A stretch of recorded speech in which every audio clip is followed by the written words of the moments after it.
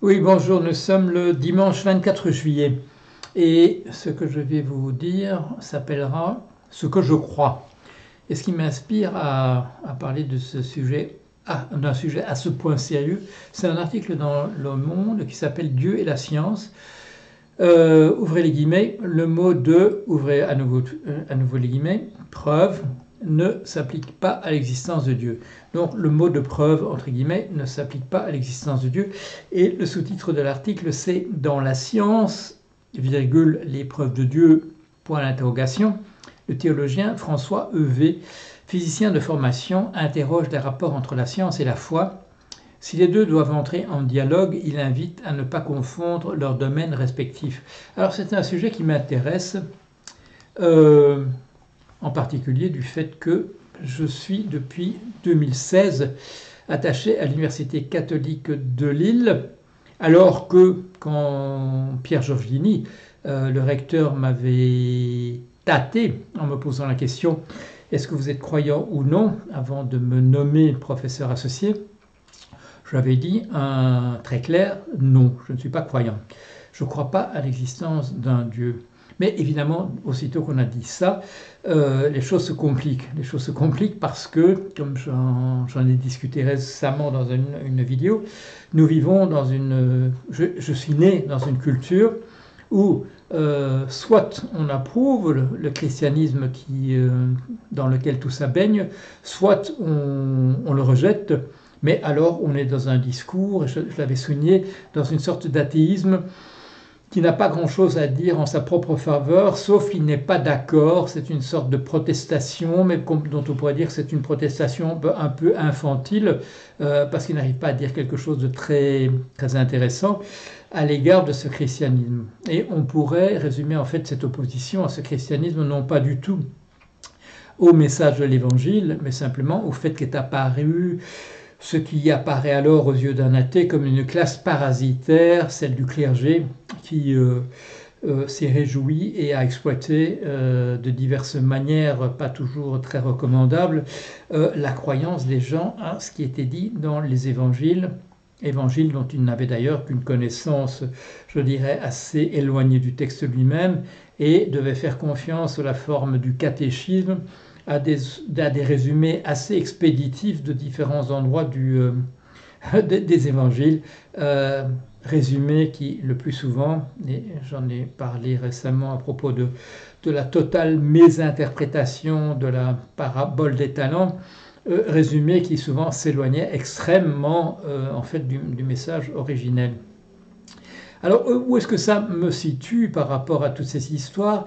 Eh bien, quand je vois qu'il est question de rétablir un dialogue entre la foi, entre les théologiens et les scientifiques, comment dire, je pousse un peu un soupir parce que j'ai l'impression essentiellement que c'est un combat d'arrière-garde.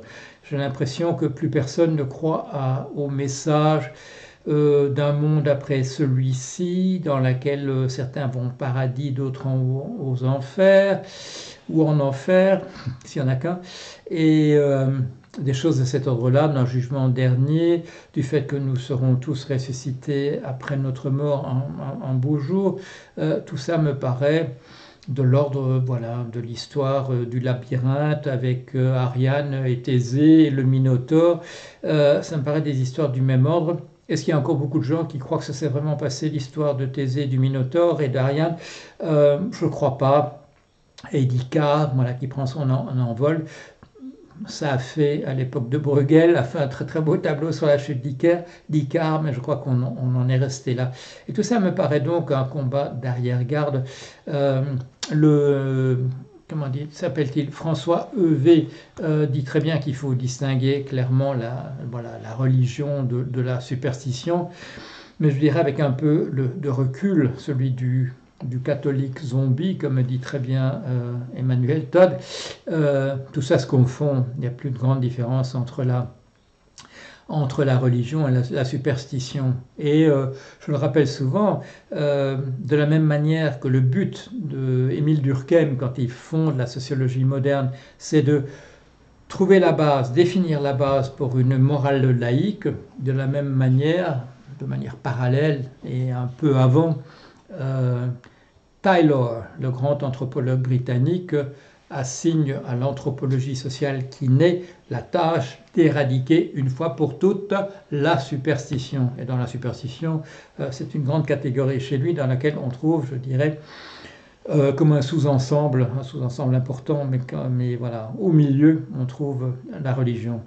Alors, est-ce que la religion, c'est plus rien? Est-ce que cette idée de croire à Dieu, ce n'est plus rien du tout? Si je pensais qu'il n'y a rien à dire, je n'aurais pas fait cette vidéo. Mais alors, je vais vous raconter une histoire. Voilà. C'est un de mes fils, d'ailleurs, qui m'a inspiré à ça. C'est-à-dire que dans les conversations qu'on avait, et qu'on a toujours, il lui arrive de dire, sur un mode ironique et plaisant, Praise the Lord, Alléluia. Bon, saluons, rendons hommage au Seigneur, Alléluia. Bon, qu'est-ce que c'est? C'est une référence à ces preachers, à ces prédicateurs que l'on voit parfois dans les films, ou si on a la chance de se trouver un jour dans une église où il y a un prédicateur. J'ai eu l'occasion de faire ça en Sierra Leone. À certains moments, le prédicateur s'interrompt et se tourne vers le ciel et dit « Gloire soit rendue à Dieu, Alléluia ». Bon. Et j'ai pris l'habitude, à la suite de mon fils, de temps en temps, quand les choses vont dans ma direction, quand une grande bénédiction m'est accordée par le ciel, de me tourner effectivement vers le ciel et de dire Praise the Lord, Alléluia. Voilà, loué soit le Seigneur, Alléluia. Bon, c'est même pas de la superstition, je dirais, c'est de l'ordre de l'autodérision. C'est de l'ordre de l'autodérision.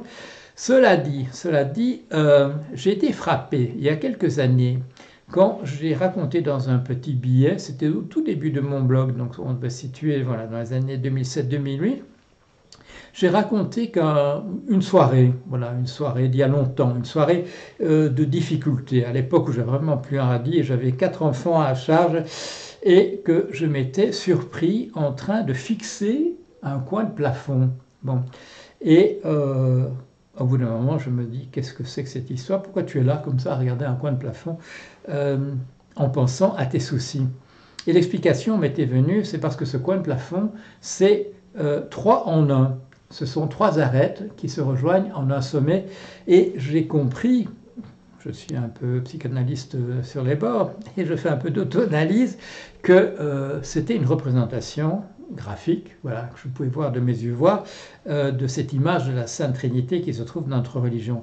J'avais raconté ça sur mon blog, et j'avais eu la chance, mais la surprise aussi, de recevoir un message d'un théologien qui me disait c'est formidable, vous avez trouvé Dieu comme ça dans le coin de votre pièce et dans un moment de grande difficulté pour vous, vous avez fait la chose qu'il fallait, vous vous êtes tourné vers Dieu et vous avez prié à votre manière. Bon, alors j'ai remercié ce théologien, il m'avait ajouté comme une sorte de post-scriptum dans son message que si, j'avais raconté ça au plein milieu de la crise des subprimes, et si la tension était un peu tournée vers ce que je disais, c'est parce que bon, j'avais prévu ce truc-là.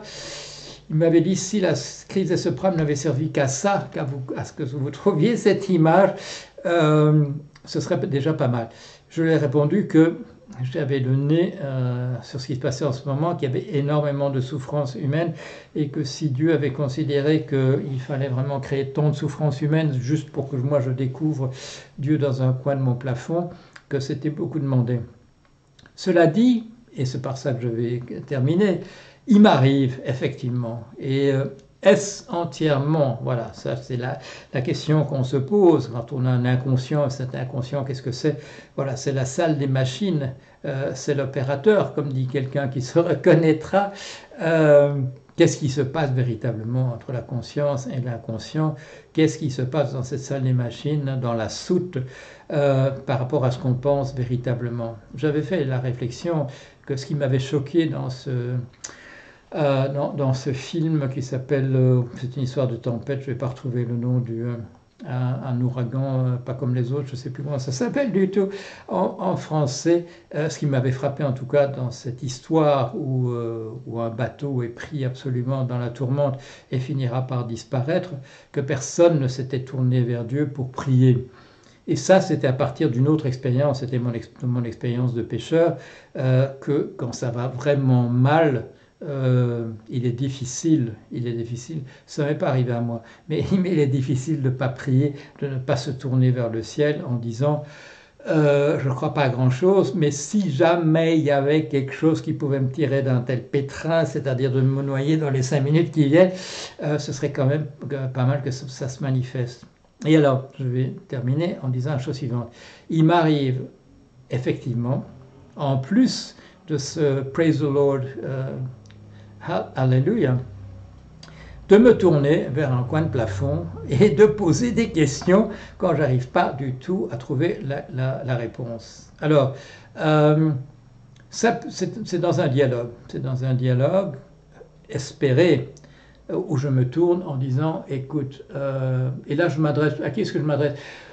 Quand je m'adresse à Dieu, le Père, je dis écoutez. Quand je m'adresse à Jésus-Christ, je dis écoute. Bon, je ne sais pas, voilà, c'est une idée de familiarité de quelqu'un qui comprendrait ce que je veux dire et de la même manière que moi je comprends ce que lui veut dire quand il l'a dit à l'époque où il l'a dit.